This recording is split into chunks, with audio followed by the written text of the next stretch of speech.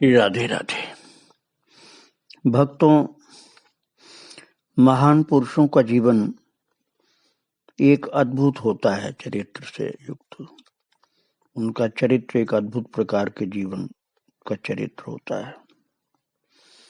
श्री चैतन्य दास जी, जिनकी चर्चा आप सुनने जा रहे हैं, इनका भी बचपन में ही विलक्षण जीवन था। बहुत ही अपूर्व इनके भाव प्रकट होते थे। अब आप ये समझिए कि बहुत बड़ी बड़ी दवाइयों से ठीक नहीं हुआ था रोग इनका, और भगवान के चरणामृत से ठीक हो गए थे। हैजा की बीमारी हुई थी जब 7 वर्ष के थे। वैद्यों ने कह दिया था कि अब ये नहीं बच सकते हैं। तो महाराज उस समय इनके पिताजी कितनी श्रद्धा वाले थे कि इन्होंने वैद्यों से हाथ जोड़कर कहा, आप लोग हमें निराश मत करिए, हमारे प्रभु में इतनी शक्ति है कि वो अपने चरणामृत से ठीक कर देंगे। तो इनके पिताजी का नाम था गौरनाथ।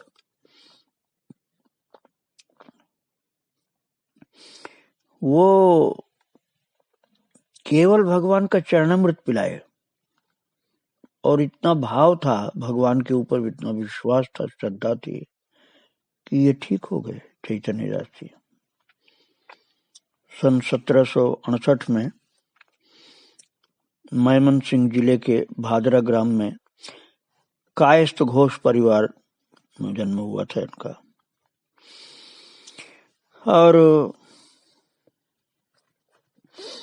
महाराज बचपन में ही इनको इस प्रकार से भगवान के चरणामृत की महिमा समझ में आ गई थी।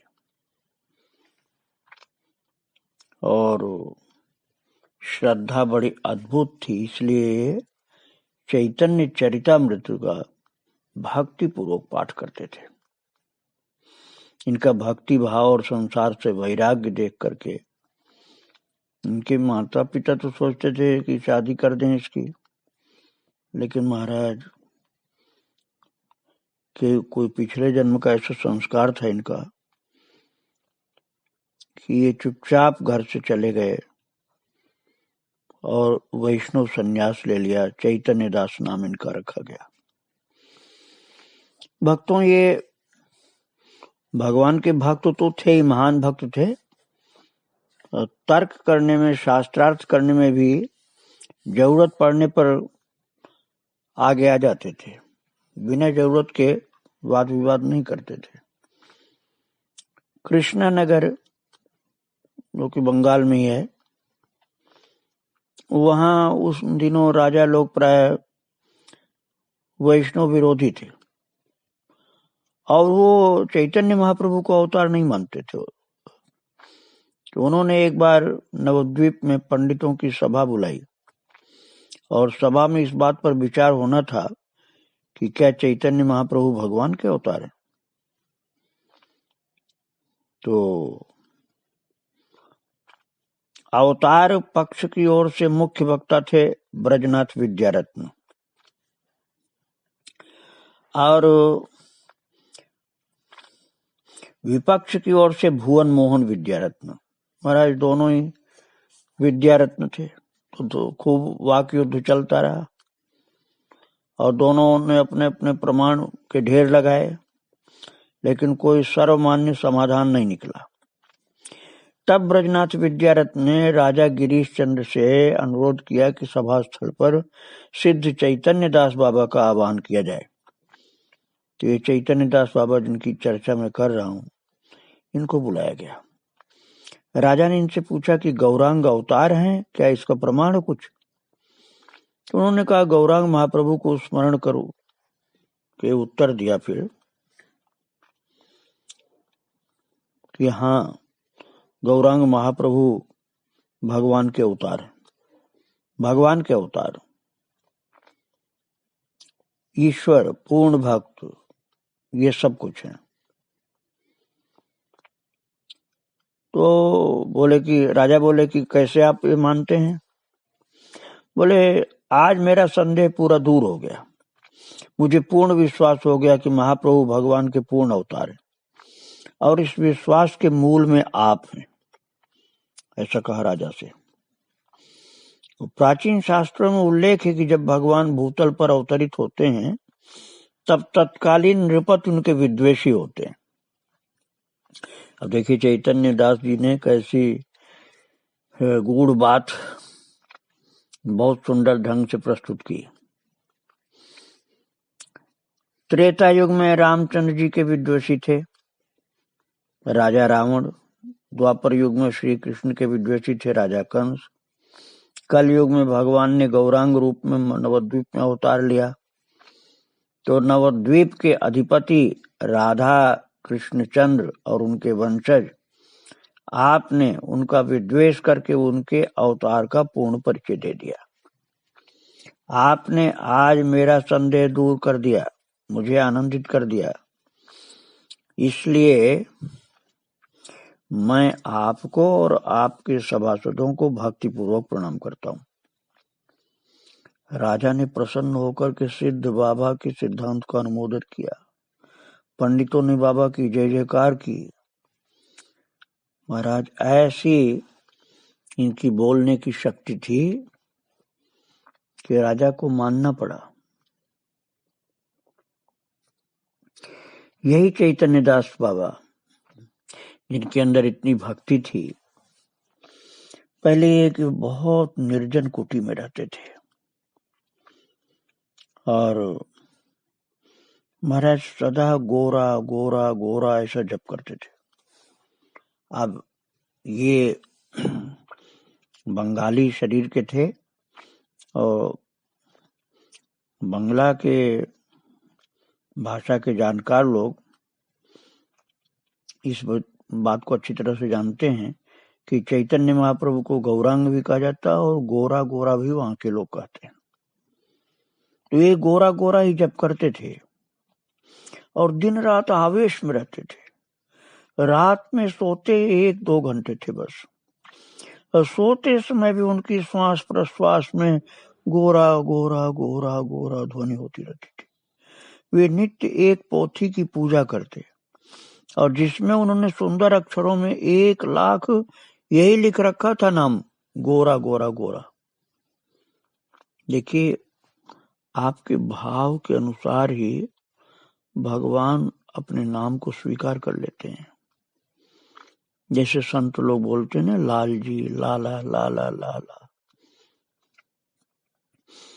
तो महाराज लाला भगवान का नाम किसी ग्रंथ में नहीं लिखा, लेकिन लाला अपना नाम स्वीकार कर लेते हैं ठाकुर जी।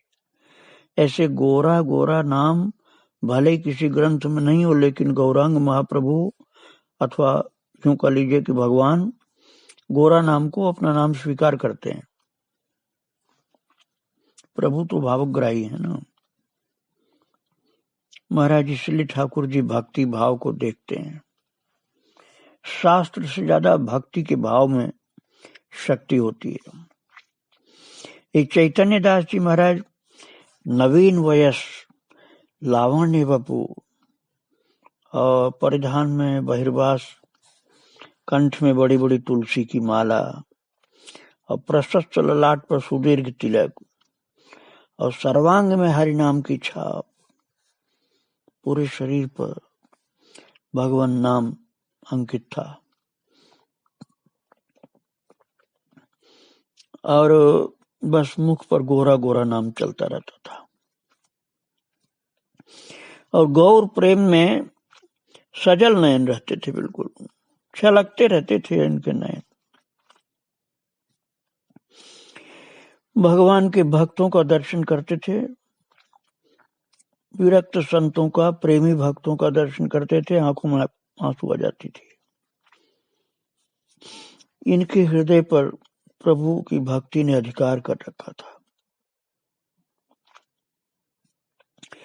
महाप्रभु के मंदिर के सेवायित विष्णु प्रिया परिवार के गोस्वामी गण के तो वो प्राण ही थे। बहुत ही इनको लोग चाहते थे।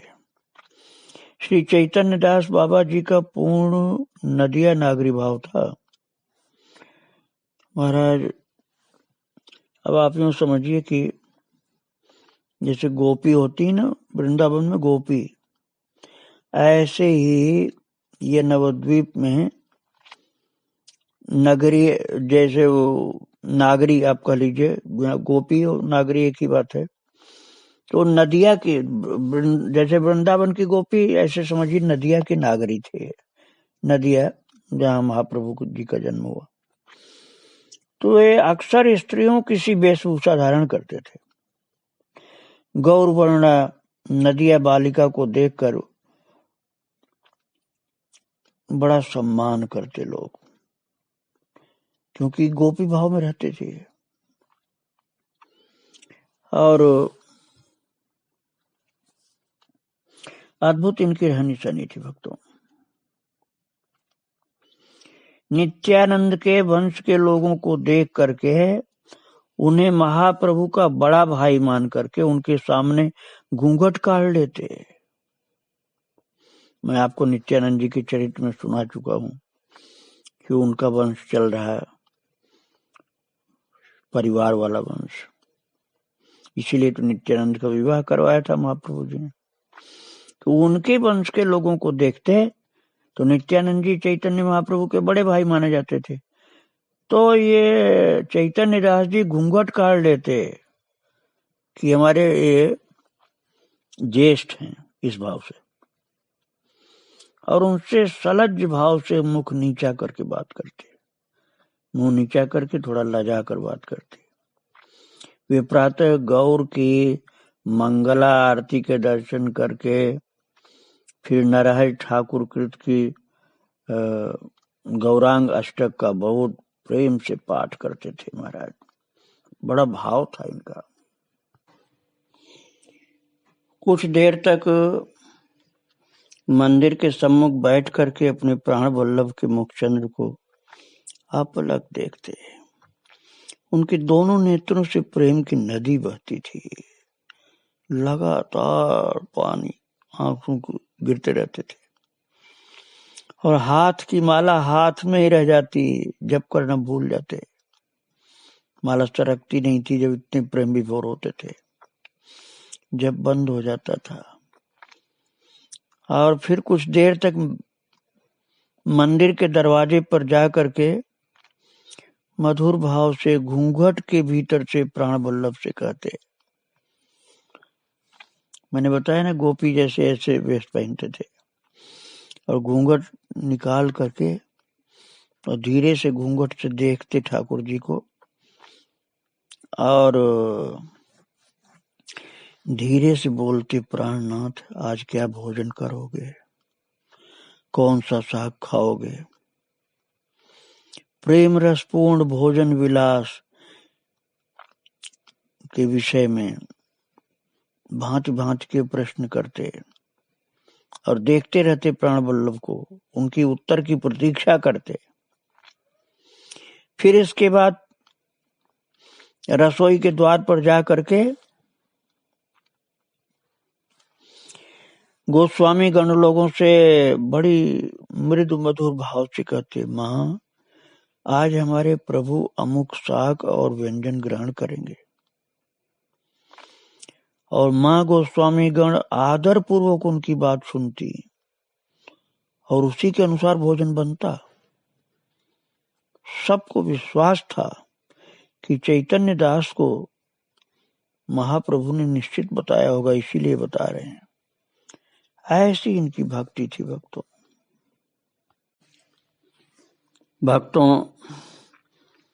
उन दिनों में महाप्रभु के मंदिर का सेवा कार्य चैतन्य दास बाबा के आदेश निर्देश के अनुसार ही चलता था।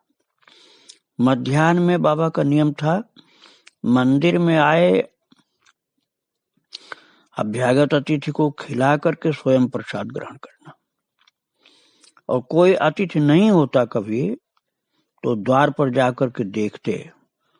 कोई कुत्ता भी खड़ा होता महाराज तो उसी को अतिथि मान करके आदर पूर्वक भीतर ले आते और उसे आसन प्रदान करते और उत्तम धुले हुए केले के पत्ते पर प्रसाद ग्रहण कराते। बहुत अद्भुत भाव था इनका। किसी को प्रसाद खिला करके भोजन करा के तभी खाते थे। पहले खुद खाना उनको अच्छा नहीं लगता था। गाय को खिला दें, कुत्ता को खिला दें, कोई भी जीव जंतु, यदि कोई मनुष्य नहीं होता था तो गाय को या कोई भी जीव जंतु मिल जाए, जैसे मिल जाए कुत्ता मिल जाए, कुत्ता को आदर से बुलाकर उसको खिला के उसके बाद खाते थे। भगवान का भोग पहले दूसरों को देते थे, जो भी मिल जाए, अतिथि मिल जाए, जीव जंतु मिल जाए। बाबा का दैन्य अद्वितीय था भक्तों।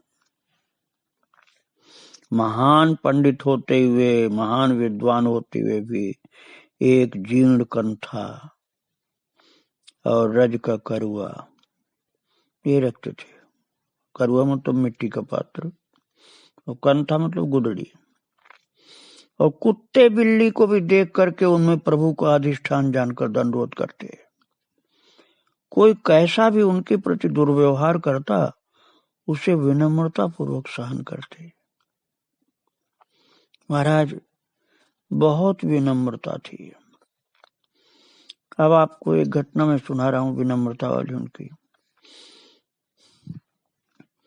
एक दिन बाबा गंगा स्नान करके कौपिन बदल रहे थे, तो उस समय हवा तेज चल रही थी, तो कौपिन उनका उड़ता था। हवा चल रही, हवा की झोंका से कौपिन उड़ता था। तो उसे बहुत चेष्टा करके संभाल रहे थे, लेकिन संभालने में कुछ समय ज्यादा लग रहा था, क्योंकि बार बार पकड़ना पड़ता था, बार बार हवा से उड़ता था वो। तो घाट पर बहुत सी कुल बालाएं स्नान कर रही थी, कि वे बाबा के प्रभाव को जानती थी और उनका सम्मान करती थी। तो उन्होंने बाबा के कौपिन उड़ता देख करके लज्जा से मुंह फेर लिया। महाराज उस समय उग्र प्रकृति के वैष्णव द्वेषी वीरेंद्र ब्राह्मण जगदीश वहां उपस्थित थे। वैष्णव से बड़ा द्वेष उनको, कहने को ब्राह्मण थे, वैष्णव के द्वेषी। उन्होंने क्रोध में आकर के बाबा से कहा, है लंपट बाबा, घाट पर कुलवधुओं के सामने नंगा हो रहा है। अब बाबा नंगे थोड़े हो रहे थे, वो तो लिंगोटी पहन रहे थे और लिंगोटी उड़ जा रही थी तेज हवा में। माताओं ने कुछ नहीं कहा, माताएं तो अपना मुंह घुमा ली थी, माताएं तो बाबा का आदर करती थी। लेकिन ये तो बहुत अहंकारी पंडित जी थे, तो ये तो बाबा को डांटने लगे। और पंडित ने डांट करके बाबा से कहा, घाट पर कुलवधुओं के सामने नंगा हो रहा है, चला जाए यहाँ से, नहीं तो मार मार कर अभी ठीक कर दूंगा। और बाबा ने विनय पूर्वक हवा को दोष देते हुए कहा कि मतलब हवा ऐसी चल रही महाराज कि नहीं बन रहा था पहनते। तो फिर बोले, खुद बोले बाबा चैतन्य दास की मैं आगे सावधान रहूंगा। तो जब ये बोले कि आगे सावधान रहूंगा, हवा से उड़ रही थी लंगोटी, तो वो जो पंडित थे महाराज, उनका तो क्रोध और ज्यादा भड़का। उन्होंने उनकी ओर बढ़ते हुए कहा, बेटा अपना दोष न मानकर वायु को दोष दे रहा है। हर एक चांटा मार करके महाराज वहां से चले जाने को कहा। एक चांटा मारो, कहा भाग यहां से। और महाराज ये देख करके नर नारी सब बड़े मर्माहत होकर के हाय हाय करने लगे कि इतने महान साधु को मारा थप्पड़ इसने। और बाबा ने निर्विकार चित्त से हाथ जोड़कर कहा, प्रभु आपने अपराध के अनुरूप दंड देकर शिक्षा दी है, आप मेरे गुरु हैं, इस प्रकार का अपराध फिर न होगा, कृपा कर क्षमा करें। और इस घटना के तीसरे दिन, अब देखिए बाबा तो बहुत क्षमाशील थे, बाबा ने तो कुछ बुरा नहीं माना, लेकिन ठाकुर जी को सहन नहीं होता कि उनके भक्त को कोई सतावे। बस इस घटना के तीसरे दिन ही उस पंडित को भीषण ज्वर हुआ और वो चिल्लाने लगा, बाबा जी महाराज मुझे क्षमा करें, मैं अपराधी हूं। पर वे जितना इस प्रकार से प्रलाप करते उतना ही बाबा महाराज को सिरहाने खड़े उनसे क्षमा करते देखते, वो क्षमा मांगते। अब वो क्षमा मांग रहा है बीमार अवस्था में, पंडित बहुत खराब हालत में। अब वो देखता कि सिरहाने बाबा खड़े हैं और बाबा क्षमा मांग रहे हैं उनसे। और प्रलाप करते करते मूर्छित हो गया वो पंडित। तब उनके आत्मीय जनों ने बाबा के पास जाकर क्षमा प्रार्थना की। बाबा ने गौर की चरण तुलसी देकर के कहा, इस महाऔषधि को ले जाओ और इसे खिलाने से रोग चला जाएगा। और भगवान के चरण की तुलसी, गौरांग महाप्रभु के चरण से तुलसी उठा कर दिया था और वो तुलसी प्रसाद खाते ही महाराज ज्वर खत्म। और ज्वर के साथ साथ वैष्णव से द्वेष था, वो महान बीमारी थी, वो भी खत्म हो गया। और उसी दिन वो ब्राह्मण भी इतना भयंकर वैष्णव विद्वेषी था, वो सुधर गया और गौर चरणों की सदा के लिए समर्पण कर दिया अपने को। और आकर के चैतन्य दास बाबा से कहा, आपने मेरे जीवन का सुधार कर दिया, नहीं तो मैं महान अहंकारी था, रावण के जैसा था, आपने मुझे कृपा करके भक्त बना दिया। ऐसे महान कृपालु संत थे बाबा चैतन्य दास जी। अभी उनका चरित्र आगे मैं फिर आपको सुनाऊंगा। श्री राधे राधे, जय श्री राधे।